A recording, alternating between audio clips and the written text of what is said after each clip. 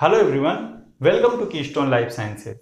Last lecture में हम लोग इंडो मेम्ब्रेन सिस्टम के बारे में बात कर रहे थे। वहां पे हमने आपको इंडो मेम्ब्रेन सिस्टम के बारे में बताया और हमने आपसे डिस्कस किया कि इंडो मेम्ब्रेन सिस्टम के अंदर में कौन कौन से ऑर्गेनेल्स आते हैं या कौन कौन से मेम्ब्रेन बाउंड कंपार्टमेंट्स आते हैं। ठीक है, हमने वहां पे आपसे ईआर के स्ट्रक्चर और फंक्शन के बारे में भी बात किया। हमने आपको बताया कि इंडोप्लाज्मिक रेटिकुलम्स जो होती हैं वो मोस्ट ऑफ द सिक्रेटरी और मेम्ब्रेन प्रोटीन्स के पोस्ट ट्रांसलेशनल मॉडिफिकेशंस में इन्वॉल्व होती हैं, जैसे कि एनलिंक्ड ग्लाइकोसाइलेशन, प्रोटीन की folding, proteolytic cleavage, assembly of multimeric proteins, इसके अलावा प्रोटीन की प्रॉपर फोल्डिंग, डाइसल्फाइड बॉन्ड का फॉर्मेशन, ये सारी चीजें कहाँ पे होती हैं? इंडोप्लाज्मिक रेटिकुलम में होती हैं। ठीक है, फिर मैंने आपको बताया कि इंडोप्लाज्मिक रेटिकुलम्स तक प्रोटीन्स पहुंचती कैसे हैं। इसी पूरे प्रोसेस को हम लोग कहते हैं protein targeting to the endoplasmic reticulum. ठीक है, प्रोटीन्स बनती कहाँ पे है मैंने आपको बताया था। इससे के शायद एक लेक्चर पहले वाले लेक्चर में हम लोगों ने डिस्कस किया था, जब मैं आपसे प्रोटीन टारगेटिंग की बात कर रहा था। तब मैंने आपसे बताया कि जो प्रोटीन्स होती हैं इनिशियली उनका इनिशिएशन, सभी तरह की प्रोटीन्स की सिंथेसिस का इनिशिएशन जो कहाँ पे होता है, वो होता है साइटोसोल में। इनिशियली साइटोसोल में सिंथेसाइज होती है जितनी भी तरह की प्रोटीन सिंथेसिस होती है। Protein synthesis begins on the ribosomes that are free in the cytosol,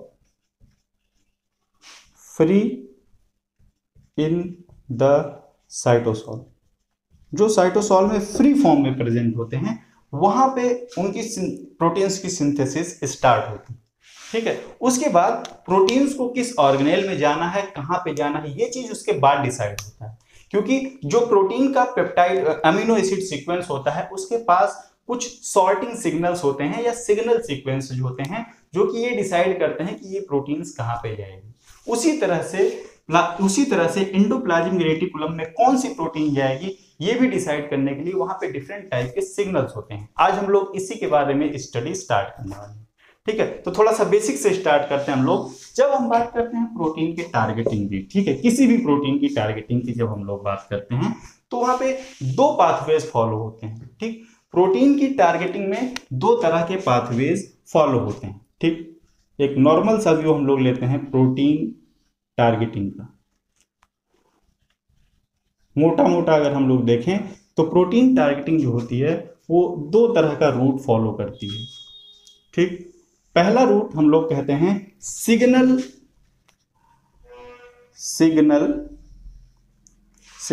based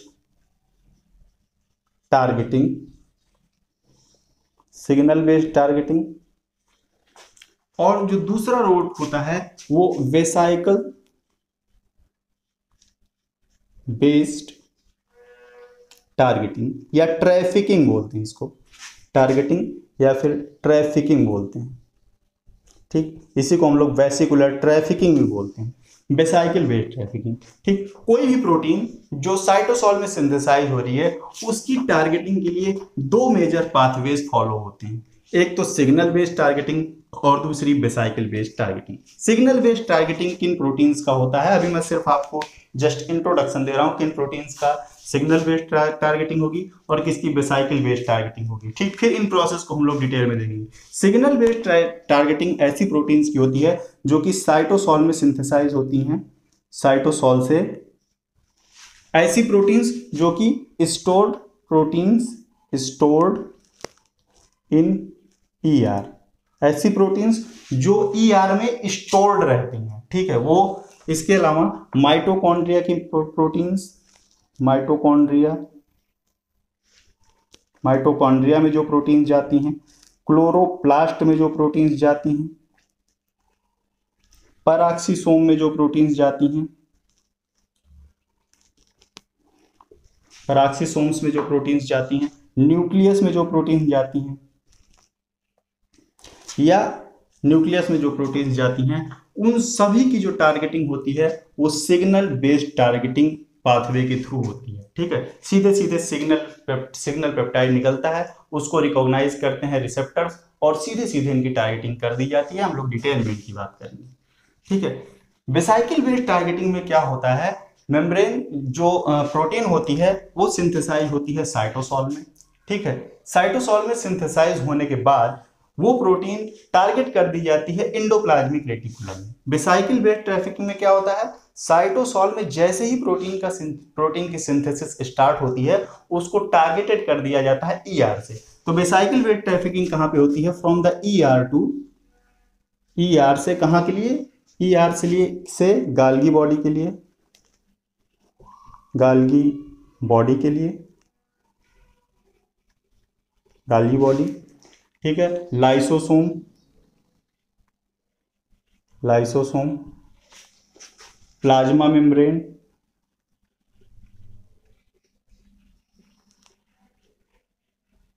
plasma membrane, ECM, या फिर जो अदर सेक्रेटरी प्रोटीन्स हैं, अदर सेक्रेटरी प्रोटीन्स, ठीक। अदर जो सेक्रेटरी प्रोटीन्स हैं वो सारी की सारी वेसिकुलर बेस्ड ट्रैफिकिंग के थ्रू टारगेटेड की जाती हैं, ठीक है। तो ये दो मेजर पाथवेज हैं।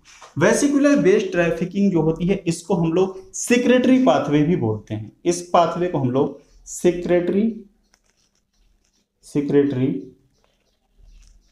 पाथवे भी बोलते हैं, क्योंकि जितने भी प्रोटीन सिक्रीशन के लिए सिंथेसाइज होती हैं सेल में, सब की प्रोसेसिंग कहां पे होती है, एंडोप्लाज्मिक रेटिकुलम में, ठीक है। फिर क्या किया जाता है, उनको वेसाइकिल में पैक कर करके जहां के लिए वो टारगेटेड होती हैं, अगर वो सेल के बाहर सिक्रीट होनी है तो वहां भेज दी जाती हैं, ईसीएम में जाना है वहां भेज दी जाती हैं, और गाल्गी बॉडी में जाना है वहां भेज दी जाएंगी, लाइसोसोम में जाना है वहां, जहां भी उनको जाना है वेसाइकिल में पैक कर करके उनको भेज दिया जाता है वहां पे, ठीक। इसकी पूरी चर्चा हम लोग करेंगे वेसिकुलर ट्रैफिकिंग में, ठीक है। इसकी चर्चा हम लोग करेंगे, लेकिन पहले हम लोग एंडोप्लाज्मिक रेटिकुलम तक ये प्रोटीन्स पहुंचती कैसे हैं इनके बारे में थोड़ी सी चर्चा करते हैं, ठीक है। तो बेसिकली जो सिक्रेटरी प्रोटीन्स होती हैं, जो प्रोटीन सिक्रीशन के लिए सिंथेसाइज होती हैं, वो एंडोप्लाज्मिक रेटिकुलम में भेजी जाती है, ठीक। इसका मतलब जो सिक्रेटरी पाथवे होता है वो एंडोप्लाज्मिक रेटिकुलम में स्टार्ट होता है। Secretary pathway begins in the endoplasmic reticulum, ठीक है। सेक्रेटरी पाथवे, अब सेक्रेटरी पाथवे में होता क्या क्या है, क्या क्या प्रोसेसेस होती हैं। मैंने कहा कि जो प्रोटीन की सिंथेसिस शुरू होती है वो साइटोसॉल में शुरू होती है, ठीक है। साइटोसॉल में क्या होगा, मैं आपको बना के दिखाता हूं फ्लो डायग्राम में। सपोज दैट ये एमआरएनए है, ठीक, ये है एमआरएनए, ठीक। एमआरएनए ट्रांसक्राइब होके न्यूक्लियस से बाहर आया, न्यूक्लियस से बाहर आने के बाद इस एमआरएनए से बाइंड कर गई राइबोसोम की लार्ज और स्मॉल सब यूनिट, ये बेसिकली एटीएस राइबोसोम है, ठीक। एटीएस राइबोसोम जैसे ही यहां से बाइंड हुआ इसका ट्रांसलेशन स्टार्ट हो गया, और जैसे ही ट्रांसलेशन शुरू होता है तो क्या होता है, यहां से पॉलीपेप्टाइड ट्रांसक्राइब होकर के बाहर आना शुरू हो जाती है, ठीक। ये क्या है, ये नेसेंट प्रोटीन, हम इसको नाम देते हैं नेसेंट प्रोटीन, ठीक। नेसेंट प्रोटीन ये बाहर आने लगी, ठीक है। अब अगर ये सेक्रेटरी प्रोटीन है तो ये कहां पे जाएगी, एंडोप्लाज्मिक रेटिकुलम में जाएगी, और एंडोप्लाज्मिक रेटिकुलम की मेम्ब्रेन को क्रॉस करके ये एंडोप्लाज्मिक रेटिकुलम के ल्यूमेन में जाएगी, ठीक है। क्या होगा, जैसे ही ये सिंथेसिस बिगिन हुई ये पूरी की पूरी मैसेनरी डायरेक्ट कर दी जाएगी कहां पे, ये आ जाएगी तुरंत एंडोप्लाज्मिक रेटिकुलम की मेम्ब्रेन पे, ठीक। ये क्या है, एंडोप्लाज्मिक रेटिकुलम की मेम्ब्रेन है, ईआर, ठीक। कैसे होता है, क्या होता है, सारी चीजों की बात हम लोग करेंगे।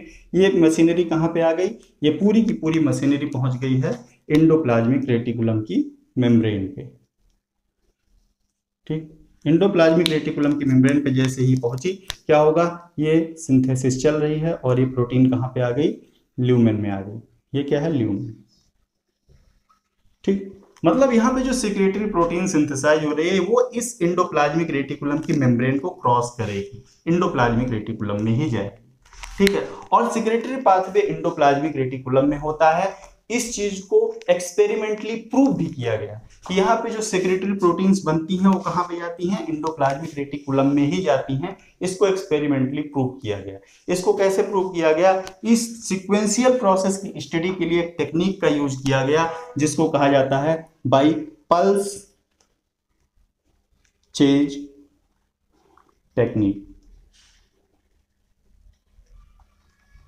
ठीक, पल्स चेंज टेक्निक के थ्रू ये देखा गया कि जो भी सेक्रेटरी प्रोटीन्स होती हैं, मतलब पूरे के पूरे सेक्रेटरी पाथवे की स्टडी की गई, जो सेक्रेटरी प्रोटीन्स साइटोसॉल में सिंथेसाइज होती हैं वो ईआर के ल्यूमेन में जाकर के स्टोर हो जाती हैं। इस पूरी प्रोसेस की स्टडी के लिए पल्स चेंज टेक्निक का इस्तेमाल किया गया। ठीक, अब पल्स चेंज टेक्निक थी क्या, पल्स चेंज टेक्निक में कुछ नहीं था। पल्स चेंज टेक्निक में बेसिकली क्या किया गया, कुछ रेडियो लेबल अमीनो एसिड्स, कुछ अमीनो एसिड्स को रेडियो लेबल किया गया। ठीक है, फिर उस अमीनो एसिड्स में कुछ सेल्स, उन अमीनो एसिड्स के साथ में कुछ सेल्स को इंक्यूबेट किया गया, थोड़े टाइम के लिए इंक्यूबेट कर दिया गया। फिर क्या हुआ, जो नई प्रोटीन्स वहां पे बनी, जो नई प्रोटीन्स बनी उनके पास वो अमीनो एसिड्स थी जो रेडियो लेबल्ड थी। ठीक है, ऐसी प्रोटीन्स वहां पे सिंथेसाइज हो गई जो रेडियो लेबल्ड थी। फिर क्या किया गया, फिर अब उस सेल को होमोजिनाइज किया गया। उस सेल को क्या कर लिया गया, होमोजिनाइज कर लिया गया। जब सेल को होमोजिनाइज किया जाता है तो जो एंडोप्लाज्मिक रेटिकुलम होती है वो छोटे छोटे टुकड़ों में टूट जाती है, जिसको माइक्रोसोम्स कहते हैं, स्मॉल वेसिकल्स में टूट जाती है। ठीक है, एंडोप्लाज्मिक रेटिकुलम क्या होता है, जब सेल्स को होमोजिनाइज किया जाता है तो स्मॉल वेसिकल्स में टूट जाती है, जिसको कहा जाता है माइक्रोसोम्स। और उस माइक्रोसोम्स पे जो राइबोसोम होते हैं ना, वो राइबोसोम जैसे एंडोप्लाज्मिक रेटिकुलम पे राइबोसोम्स बाइंड रहते हैं, वैसे सिमिलरली उन माइक्रोसोम्स पे भी एक्टिव राइबोसोम्स बाइंड रहते हैं और सारी प्रोसेस वो कर सकते हैं जो कि एक एंडोप्लाज्मिक रेटिकुलम कर सकती है। ठीक है, अब माइक्रोसोम्स वहां से आइसोलेट कर लिए गए। फिर क्या किया गया, उन माइक्रोसोम्स को दो पार्ट में डिवाइड किया गया। ठीक है, एक पार्ट में जो माइक्रोसोम्स थे उनको डिटर्जेंट से ट्रीट किया गया और फिर पेप्टाइडेज से ट्रीट किया गया या प्रोटीएज से ट्रीट किया गया। ठीक है, जैसे ही डिटर्जेंट से ट्रीट किया गया तो क्या हुआ, जो माइक्रोसोम की मेम्ब्रेन थी, मेम्ब्रेन रप्चर हो गई और पेप्टाइडेज जो थे वो मेम्ब्रेन को क्रॉस करके अंदर गए और वहां पे जो प्रोटीन थी वो डिग्रेड हो गई। ठीक है, वहीं दूसरी तरफ क्या किया गया, दूसरी तरफ जो माइक्रोसोम्स थे उनको डिटर्जेंट से ट्रीट नहीं किया गया, सिर्फ पेप्टाइडेज से ट्रीट किया गया। ठीक, ऐसी कंडीशन में क्या हो, माइक्रोसोम की जो मेम्ब्रेन थी वो इंटैक्ट थी। ठीक है, और वहां पे पेप्टाइडेज क्रॉस करके नहीं जा पाए, जिसकी वजह से क्या हुआ कि जो वहां पे प्रोटीन्स थी वो सुरक्षित थी। इसका मतलब ये हुआ कि जो सेक्रेटरी प्रोटीन्स थी वो जाकर के कहां पे, एंडोप्लाज्मिक रेटिकुलम के ल्यूमेन में स्टोर हो गई थी। तो इस तरह से इस चीज की स्टडी की जाती है कि जो सेक्रेटरी पाथवे होता है वो एंडोप्लाज्मिक रेटिकुलम में स्टार्ट होता है।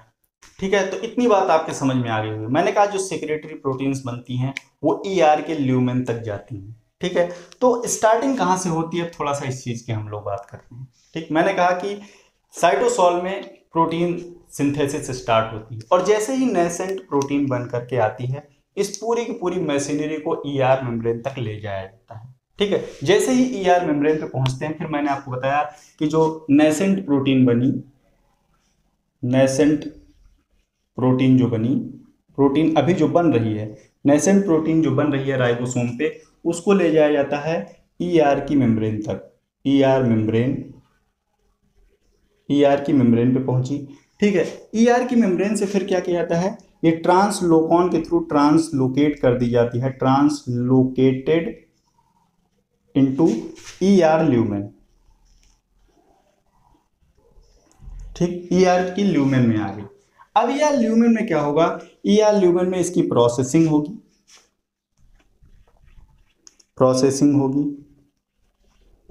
प्रॉपर फोल्डिंग होगी और इससे क्या होगा, प्रोटीन अपने नेटिव कन्फॉर्मेशन को गेन कर लेगी, attain to its native conformation. अब नेटिव कन्फॉर्मेशन में आ जाएगी। ठीक है, नेटिव कन्फॉर्मेशन में आ जाएगी। ठीक, nascent protein ER membrane pi membrane को क्रॉस करके ल्यूमेन पहुंच के प्रॉपर फोल्डिंग और प्रोसेसिंग के बाद जो है अपने नेटिव कन्फॉर्मेशन में आ गई। और इस पूरी प्रोसेस में, इस प्रॉपर फोल्डिंग और प्रोसेसिंग की जो पूरी प्रोसेस है, यहाँ पे जो अदर एंडोप्लाज्मिक रेटिकुलम की प्रोटीन है, जो भी प्रोटीन पहले से वहां पे एंडोप्लाज्मिक रेटिकुलम की जो भी प्रोटीन होती है, इस पूरी प्रोसेस में डायरेक्टली या फिर इनडायरेक्टली पार्टिसिपेट करती है। ठीक, ये जो पूरी प्रोसेस, प्रोसेसिंग और फोल्डिंग की जो पूरी प्रोसेस है, इसमें एंडोप्लाज्मिक रेटिकुलम की जो प्रोटीन्स होती हैं, जो वहां पे रहती हैं पहले से, या जो एंडोप्लाज्मिक रेटिकुलम के रेजिडेंट प्रोटीन्स हैं, वो इसमें डायरेक्टली या फिर इनडायरेक्टली पार्टिसिपेट करती हैं इस पूरी प्रोसेस में। ठीक है, तो ये पूरी प्रोसेस जो चलती है, इसी को हम लोग सिक्रेटरी पाथवे की बिगिनिंग कहते हैं। ठीक है, सिक्रेटरी प्रोटीन्स एंडोप्लाज्मिक रेटिकुलम में प्रोसेस्ड हो रहे हैं। ठीक है, अब यहां पे कुछ क्वेश्चंस राइज होते हैं, कुछ क्वेश्चंस आते हैं। पहली चीज, पहला क्वेश्चन ये आता है कि वो कौन सा सिग्नल है जो कि इसको डायरेक्ट कर रहा है एंडोप्लाज्मिक रेटिकुलम पे, कि किसी और ऑर्गेनेल पे डायरेक्ट नहीं कर रहा है। पहला क्वेश्चन तो आता है, मतलब nature of the sorting signal, कि उस सॉर्टिंग सिग्नल का नेचर क्या है, इसके बारे में हम लोग स्टडी करेंगे कि वो कौन से सॉर्टिंग सिग्नल होते हैं जो इसको ईआर पे ही लेकर के जाते हैं। ठीक है, तो आंसर ये निकल के आया, बहुत सारे एक्सपेरिमेंट्स के बाद ये देखा गया कि हर एक ऑर्गेनेल की जो प्रोटीन साइटोसॉल में सिंथेसाइज होती हैं, उनके पास अपना सिग्नल सीक्वेंस होता है। ठीक है, डिफरेंट डिफरेंट ऑर्गेनेल्स की जो प्रोटीन्स होती हैं, उसमें डिफरेंट डिफरेंट टाइप्स के सिग्नल सीक्वेंसेस पाए जाते हैं। ठीक है, अब डिफरेंट डिफरेंट टाइप्स के सिग्नल सीक्वेंसेस, एक ऑप्शन मिल गया, एक आंसर मिल गया। दूसरा क्वेश्चन ये राइज हुआ कि ये जो सिग्नल सीक्वेंसेस होते हैं, इनका रिसेप्टर किस तरीके का होता है। ठीक, इनका रिसेप्टर कहाँ पे प्रेजेंट होता है और किस तरह का रिसेप्टर होता है। ठीक है, तो इसका भी आंसर आगे चल के मिला। एक साइंटिस्ट ने सारे एक्सपेरिमेंट किए और उन्होंने देखा कि हर एक ऑर्गेनेल के पास अपने सिग्नल सीक्वेंस के लिए रिसेप्टर होते हैं। जैसे माइटोकॉन्ड्रिया का जो सिग्नल सीक्वेंस होगा, उस सिग्नल सीक्वेंस का रिसेप्टर कहाँ होगा, माइटोकॉन्ड्रिया की मेम्ब्रेन में होगा। ठीक है, एंडोप्लाज्मिक रेटिकुलम का जो सिग्नल सीक्वेंस है, उसका जो रिसेप्टर होगा वो कहाँ पे होगा, एंडोप्लाज्मिक रेटिकुलम की मेम्ब्रेन पे होगा। ठीक है, इस तरह से रिसेप्टर्स भी लोकेटेड होते हैं। ठीक है, तीसरा क्वेश्चन ये निकल के आता है कि वो जो जो ट्रांसलोकॉन है, जो ऑर्गेनेल के अंदर प्रोटीन्स को भेज रहा है, जैसे मैंने कहा कि इंडोप्लाज्मिक रेटिकुलम के ल्यूमेन में प्रोटीन चली जाएगी चैनल के थ्रू। ठीक है, तो उस चैनल का स्ट्रक्चर क्या है, क्या वो चैनल इतना थिन है कि वो अनफोल्डेड प्रोटीन को ही अंदर भेज सकता है, या फिर वो चैनल इतना बड़ा है कि वो फोल्डेड प्रोटीन्स को भी अंदर भेज सकता है। ठीक है, तो उस चैनल का स्ट्रक्चर क्या है। ठीक, इसके बारे में हम लोग आगे चल के डिस्कस करेंगे। ठीक, जो चैनल है जो प्रोटीन के ट्रांसपोर्टेशन में इन्वॉल्व है, उसका स्ट्रक्चर कैसा है, हर एक तरह के ट्रांसलोकॉन के स्ट्रक्चर के बारे में हम लोग बात करें। ठीक, तीसरा क्वेश्चन ये आता है कि साइटोसॉल में प्रोटीन सिंथेसाइज हुई और वो ऑर्गेनेल तक पहुंची, और जिस ऑर्गेनेल में उनको जाना था उस ऑर्गेनेल में चली गई और वापस नहीं आई। मतलब जो प्रोसेस है वो यूनिडायरेक्शनल है। ठीक है, तो ये प्रोसेस यूनिडायरेक्शनल ही कैसे होती है, वापस प्रोटीन क्यों नहीं चली जाती। ठीक है, तो यूनिडायरेक्शनल प्रोसेस होने का भी आंसर मिला। वहां पे देखा गया कि ये जो यूनिडायरेक्शनल प्रोसेस होती है, वो एक फेवरेबल प्रोसेस के साथ कपुल्ड होती है। फेवरेबल प्रोसेस के साथ, वो फेवरेबल प्रोसेस होती है हाइड्रोलिसिस ऑफ एटीपी और जीटीपी। ये एक फेवरेबल प्रोसेस है, एनर्जी फेवरेबल प्रोसेस, या आप कहें एनर्जी रिलीजिंग प्रोसेस के साथ कपुल्ड होती है। एटीपी या जीटीपी की हाइड्रोलिसिस करते हैं वो रिसेप्टर्स, या फिर जो रिसेप्टर्स हैं वो एटीपी की हाइड्रोलिसिस करते हैं, जिसकी वजह से, या जीटीपी की हाइड्रोलिसिस करते हैं, जिसकी वजह से जो ट्रांसलोकेशन की प्रोसेस है वो यूनिडायरेक्शनल होती है। प्रोटीन एक बार अपने डेस्टिनेशन तक पहुंच जाती हैं, फिर वहां से वापस नहीं आ सकती। ठीक है, तीसरी चीज, जो सिग्नल पेप्टाइड होते हैं या जो सिग्नल सीक्वेंस होते हैं, ये मोस्ट ऑफ द केसेस में प्रोटीन के नेटिव स्ट्रक्चर का हिस्सा नहीं होते। इसका मतलब ये हुआ कि एक बार जब ट्रांसलोकेशन की प्रोसेस कंप्लीट हो जाती है, तो मोस्ट ऑफ द केसेस में ये सिग्नल सीक्वेंसेस रिमूव कर दिए जाते हैं। ठीक है, इन सारी चीजों के बारे में हम लोग डिस्कस करेंगे। प्लाज्मिक रेटिकुलम में प्रोटीन की टारगेटिंग की, तो वहां पे दो तरह की प्रोटीन्स टारगेटेड होती हैं। ठीक, एक प्रोटीन्स ऐसी होती हैं जो कि endoplasmic proteins targeted to ER lumen. एक तो ऐसी प्रोटीन होंगी जो मेम्ब्रेन को क्रॉस करके ER ल्यूमेन पहुंच जाएंगे, ठीक। और दूसरा मैंने कहा कि ER, मैंने आपको स्ट्रक्चर में बताया, ER जो होता है वो मेम्ब्रेन बाउंड कंपार्टमेंट होता है, मतलब वहां पे मेम्ब्रेन है तो कुछ प्रोटीन्स वहां पे मेम्ब्रेन में भी प्रेजेंट होती हैं। बताऊंगा कौन कौन सी प्रोटीन्स वहां पे मेम्ब्रेन में प्रेजेंट होती हैं। तो दूसरी ऐसी प्रोटीन्स होती हैं that are proteins that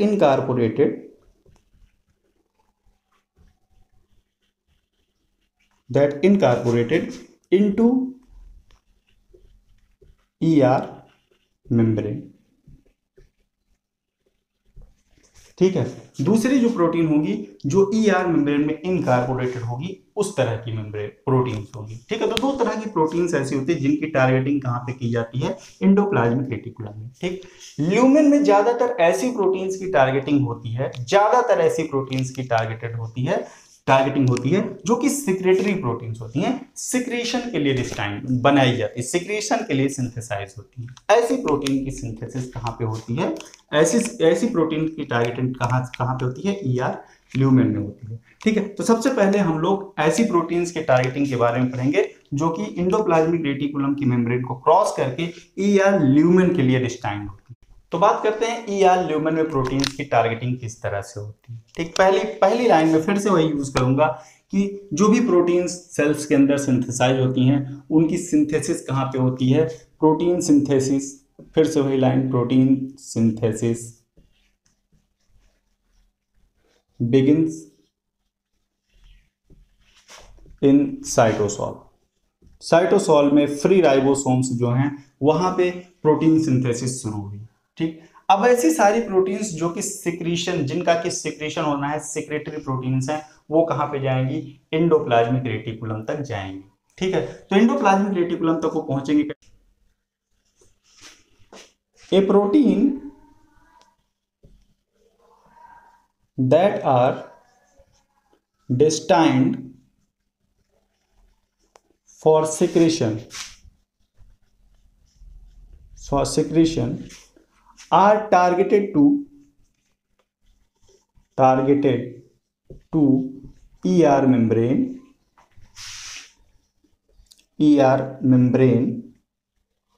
by a signal sequence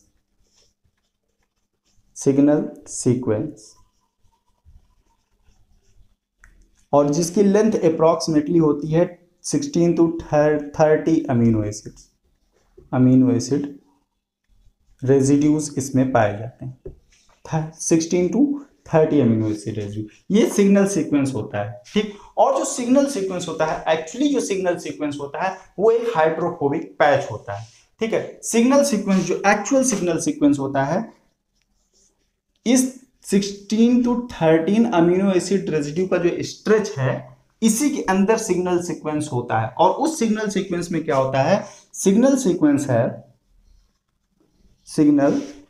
sequence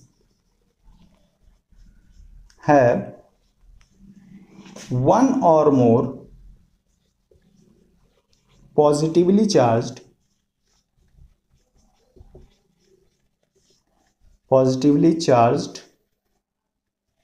amino acids adjacent to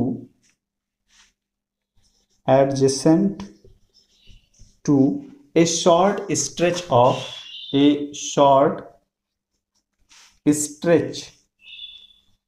of 6 to 12 hydrophobic amino acids, 6 to 12 hydrophobic amino acids. और इस जो 6 to 12 हाइड्रोफोबिक अमीनो एसिड का जो स्ट्रेच है, इसको कहा जाता है हाइड्रोफोबिक पैच।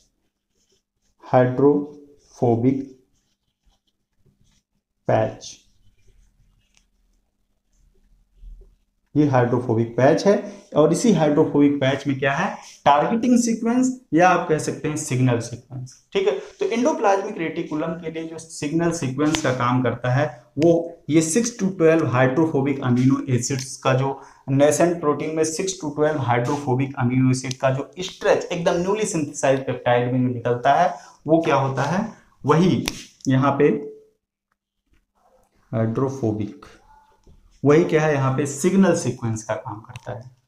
ठीक है, अब इस सिग्नल सीक्वेंस में और क्या क्या चीजें होती हैं। अब ईआर सिग्नल सीक्वेंसेस जो होते हैं इंडोप्लाज्मिक रेटिकुलम के लिए, जो सिग्नल सीक्वेंसेस होते हैं वो ज्यादातर प्रोटीन्स के एन टर्मिनल एंड पे लोकेटेड होते हैं। ठीक है, तो ER signal sequences are located at the N terminal.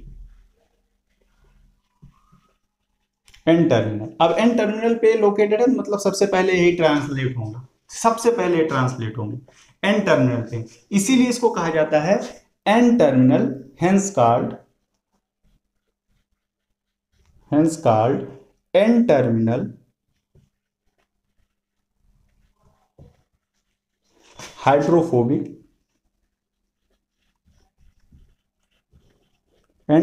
Hydrophobic signal sequences, N terminal hydrophobic signal sequences.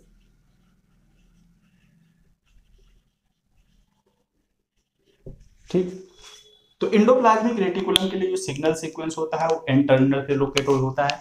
ठीक है, उसमें एक या एक से ज्यादा पॉजिटिवली चार्ज अमीनो एसिड जो कि एक छोटे से हाइड्रोफोबिक स्ट्रेच के साथ अटैच रहता है। ठीक है, मेजर रोल जो प्ले करता है सिग्नल सीक्वेंस में वो हाइड्रोफोबिक सिग्नल सीक्वेंस है, जो हाइड्रोफोबिक पैच वहां पे लगा हुआ है एन टर्मिनल्स पे, ये करता है।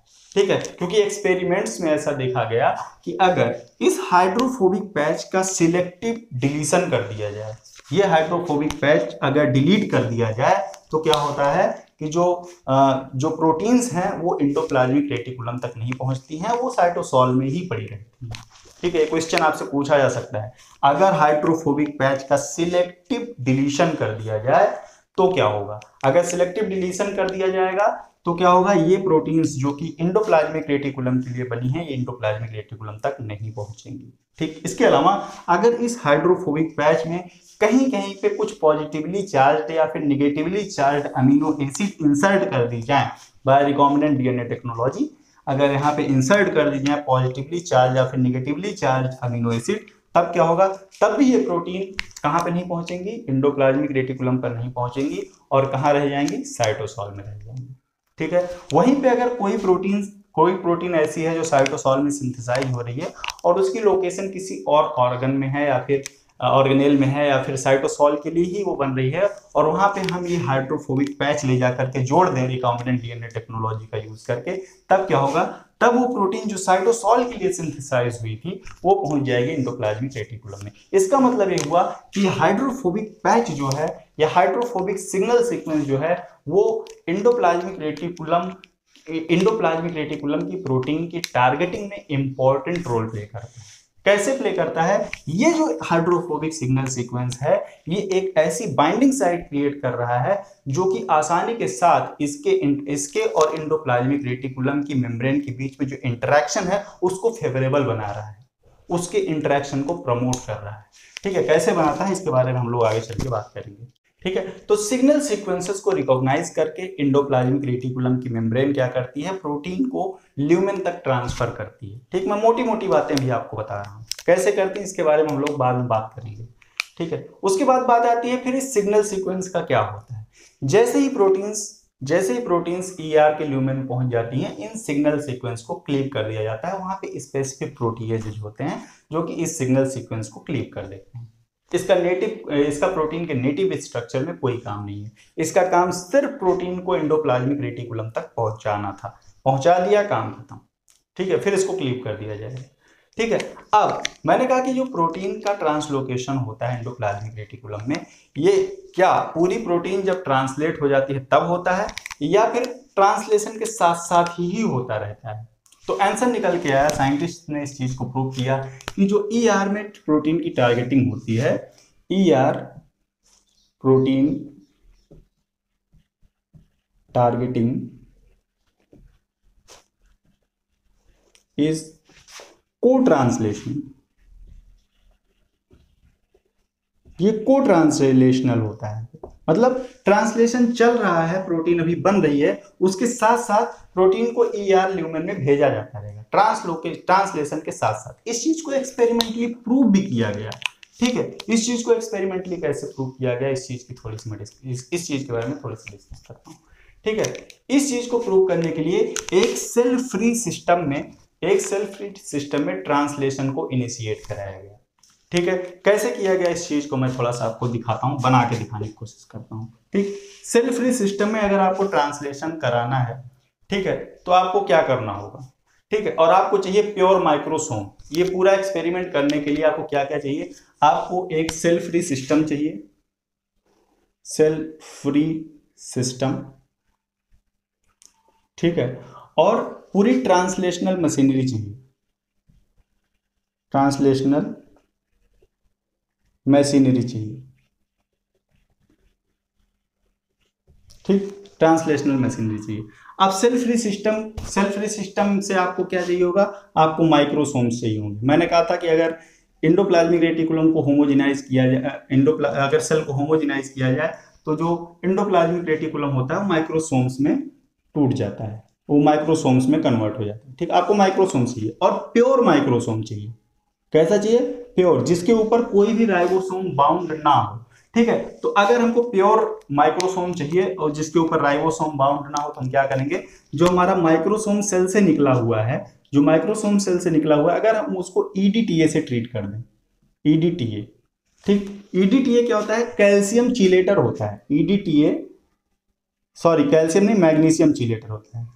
EDTA is magnesium chelator. तो ये क्या करेगा, जो अब आप देखिए माइक्रोसोम में क्या है, राइबोसोम है। ठीक, और राइबोसोम की असेंबली के लिए किस चीज की जरूरत होती है, मैग्नीशियम आयन की। जैसे ही ईडीटीए से हम ट्रीट करते हैं तो ये क्या करता है, जो मैग्नीशियम आयन है उनके साथ चिलेटिंग कर लेता है, और जो राइबोसोम की असेंबली है, असेंबल्ड राइबोसोम्स हैं, वो डिसअसेंबल हो जाते हैं। और जैसे ही वो डिसअसेंबल हो जाते हैं, वो क्या करते हैं, माइक्रोसोम को छोड़ देते हैं। ठीक, तो अगर हम माइक्रोसोम्स को, जो सेल से आइसोलेटेड माइक्रोसोम्स हैं जिनके पास राइबोसोम है, उनको ईडीटीए से अगर हम ट्रीट कर दें तो हमको प्योर माइक्रोसोम मिल जाता है जिसपे कोई भी राइबोसोम नहीं रहता। ठीक, अब हमको प्योर माइक्रोसोम मिल गया। ठीक है, अब हम क्या करेंगे, एक सेल फ्री सिस्टम में ट्रांसलेशन इनिशिएट कराएंगे। सेल फ्री सिस्टम में अगर आपको ट्रांसलेशन इनिशिएट कराना है तो सबसे पहले हमको मीडिया चाहिए, और उस मीडिया के अंदर जितनी भी चीजें ट्रांसलेशन के लिए चाहिए, ट्रांसलेशन के लिए क्या क्या चाहिए मैं आपको ट्रांसलेशन में बताऊंगा, फिर भी मैं आपको बता देता हूँ। चार्ज टीआरएनए चाहिए आपको, टीआरएनए। ठीक, अमीनो एसिड चाहिए आपको, जीटीपी चाहिए आपको, एटीपी चाहिए आपको। ठीक है, इसके अलावा आपको राइबोसोम्स चाहिए, राइबोसोम्स, स्मॉल और लार्ज सब यूनिट। ठीक है, एमजी प्लस आयन चाहिए। ठीक है, और आपको चाहिए mRNA that codes for secretary proteins. ठीक, ऐसा एमआरएनए जो सेक्रेटरी प्रोटीन्स को कोड करता है। ठीक, इतनी चीज अगर हम सेल फ्री सिस्टम के मीडियम में डाल दें तो क्या होगा, ट्रांसलेशन स्टार्ट हो जाएगा। ठीक है, अब सपोज दैट कि ट्रांसलेशन स्टार्ट हो गया है। ठीक, अब ट्रांसलेशन हमारा स्टार्ट हो चुका है। ठीक, ये हमारा एमआरएनए है। ठीक, और यहां से ये राइबोसोम आकर के बाइंड कर गया। मैं अलग कलर से बनाता हूं थोड़ा सा, ये यहां से राइबोसोम बाइंड है। ठीक, राइबोसोम बाइंड कर गया, और जो हमारी प्रोटीन थी वो ट्रांसलेट होना शुरू हो गई, प्रोटीन। ठीक, प्रोटीन ट्रांसलेट, और फिर हमने क्या क्या वेट किया, साइंटिस्ट ने वेट किया कि पूरी की पूरी प्रोटीन ट्रांसलेट हो जाए। ठीक, प्रोटीन ट्रांसलेट होकर के मीडियम में आ गई। ठीक, प्रोटीन जब ट्रांसलेट होकर मीडियम में आ गई, क्योंकि ये सेक्रेटरी प्रोटीन है तो इसके पास हाइड्रोफोबिक पैच भी था। ये हाइड्रोफोबिक पैच में ग्रीन कलर से दिखाया हुआ है। ठीक है, ये हाइड्रोफोबिक पैच सबसे पहले एन टर्मिनल पे ट्रांसक्राइब होकर बाहर निकल गया। ठीक है, फिर क्या हुआ, अब इस पूरे सेल फ्री सिस्टम को, या जो मीडिया था उसको इन्होंने ट्रीट किया किस चीज से, माइक्रोसोम से। अब यहाँ पे इन्होंने क्या डाल दिया, माइक्रोसोम। ठीक, जब इन्होंने माइक्रोसोम डाला तो इन्होंने देखा कि जो माइक्रोसोम है वो अपना मीडियम में पड़ा हुआ है। ठीक, वो माइक्रोसोम सारे मीडियम में पड़े हुए हैं। ठीक, और एक भी प्रोटीन माइक्रोसोम के अंदर नहीं गई। ठीक, सारी प्रोटीन कहाँ पड़ी है, माइक्रोसोम के बाहर पड़ी हुई है, और उसका जो सिग्नल पैच है या हाइड्रोफोबिक पैच है वो क्लीव नहीं हुआ है। ठीक है, वो क्लीव नहीं है, वो वहीं पे पड़ा हुआ है। ठीक, फिर उन्होंने दूसरा एक्सपेरिमेंट परफॉर्म किया। दूसरे एक्सपेरिमेंट में उन्होंने क्या किया कि जैसे ही ट्रांसलेशन शुरू हुआ, जैसे ही ट्रांसलेशन शुरू हुआ, ये राइबोसोम आके बाइंड किया और ये हमारा सिग्नल पेप्टाइड निकल आया और ये पॉलीपेप्टाइड ट्रांसलेट होना शुरू हुई। जैसे ही ट्रांसलेशन शुरू हुआ, उन्होंने क्या किया, उन्होंने यहाँ पे माइक्रोसोम डाल दिया, माइक्रोसोम ऐड कर दिया जैसे ही ट्रांसलेशन शुरू हुआ। जब इन्होंने इस कंडीशन में माइक्रोसोम डाल दिया तो इन्होंने देखा कि जो माइक्रोसोम आए थे, जो माइक्रोसोम आ गए हैं पहले से, ये सारी की सारी प्रोटीन जो ट्रांसलेट हो रही है वो कहाँ पहुंच गई है, माइक्रोसोम के अंदर पाई गई। और जो सिग्नल पेप्टाइड था, जो सिग्नल पेप्टाइड था वो क्लीव हो गया था, सिग्नल पेप्टाइड वहां पे प्रेजेंट नहीं था। अब सिग्नल पेप्टाइड कैसे इन्होंने पता किया, इन्होंने मॉलिक्यूलर वेट के अकॉर्डिंग पता किया। यहाँ पे सिग्नल पेप्टाइड के साथ प्रोटीन है तो यहाँ पे प्रोटीन की लेंथ, इस प्रोटीन का साइज ज्यादा है इसलिए मॉलिक्यूलर वेट ज्यादा रहा होगा। यहाँ पे क्या हुआ, सिग्नल पेप्टाइड के साथ प्रोटीन नहीं है तो मॉलिक्यूलर वेट कम रहा होगा। तो मॉलिक्यूलर वेट के अकॉर्डिंग इन्होंने पता किया, यहाँ पे जब माइक्रोसोम में पहुंच गई है प्रोटीन तो उसका सिग्नल पेप्टाइड क्लीव हो गया। तब यहाँ से दोनों चीजें पता चल गई। पहली चीज तो प्रोटीन बनना शुरू होती है, उसके साथ ही वो इंडोप्लाज्मिक रेटिकुलम में चली जाती है, मतलब वो ट्रांसलेशनल ट्रांसलोकेशन होता है। दूसरी चीज, एक बार अगर वो इंडोप्लाज्मिक रेटिकुलम में पहुंच गई तो सिग्नल पेप्टाइड जो है वो क्लीव कर दिए जाते हैं। ठीक, ये दो चीजें यहां से क्लियर हो जाती हैं। ठीक है, तो ये एक्सपेरिमेंट परफॉर्म किया गया था को ट्रांसलेशनल ट्रांसलोकेशन को प्रूव करने के लिए।